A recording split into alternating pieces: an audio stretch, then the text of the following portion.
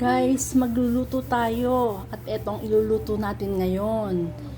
Kalabasa at sitaw. Ayun guys ang kalabasa sa ilalim. Patola. Kailangan natin ng pork strips. Puro laman yan guys. Konting hipon, pampalasa at sibuyas. Igisa natin sa ating patis. At eto naman guys, magpiprito tayo ng isda. At eto ang ating isda, tilapia. Ang pinabibili ko guys ay yung buhay pa, live tilapia. Ayan guys, nilalagyan ko ng luya at sili sa tiyan. O ayan. Eto na guys ang aking kawali. Mainit na siya. At eto naman ang para pagpipirituhan ng isda. Medyo mainit na rin siya. Maglagay tayo guys ng mantika.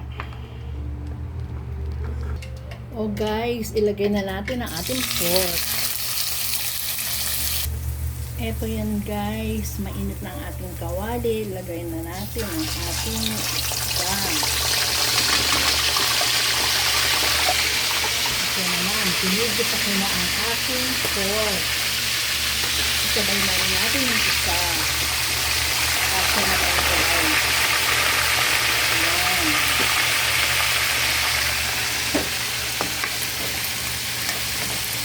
Guys, kulang pa sa gisa ang pork. Mamaya pa ng konti. Eto na guys, lagyan na natin ang ating sibuyas. Ilagay natin ang hipon. Guys, lagyan natin ng patis.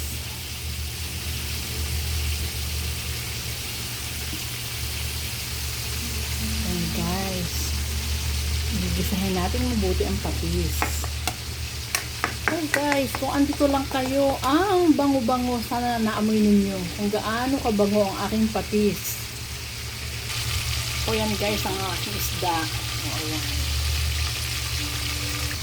Ilagay natin ang ating kalabasa at sitaw. O yan guys, tingnan natin kung pwede na natin balik pa rin ang ating isda.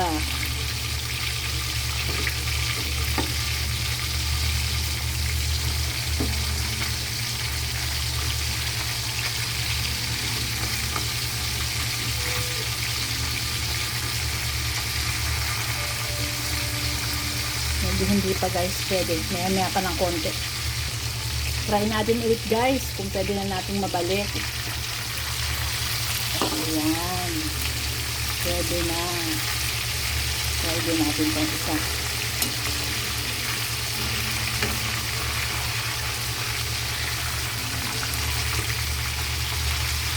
Nabalik natin guys, pero nabaliktad natin pero hindi pa sa crispy.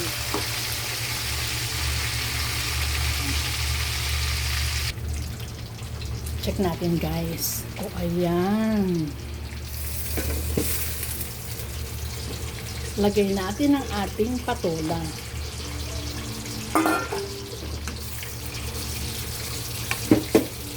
Tapos tatakitan natin ulit. Mamaya lang konti natin siya hahaluin. O ayan guys. Ay! Nakatulo na ang mantika. Pero itong isa tulog ng konti.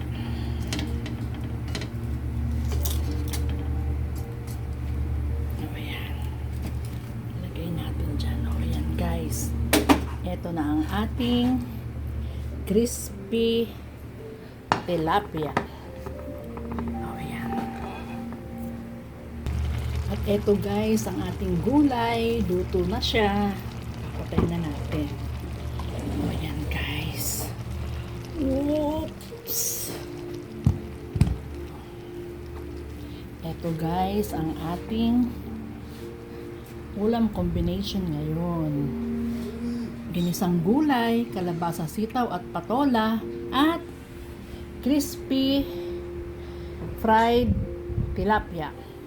Ayan guys. That's all for now. Thank you.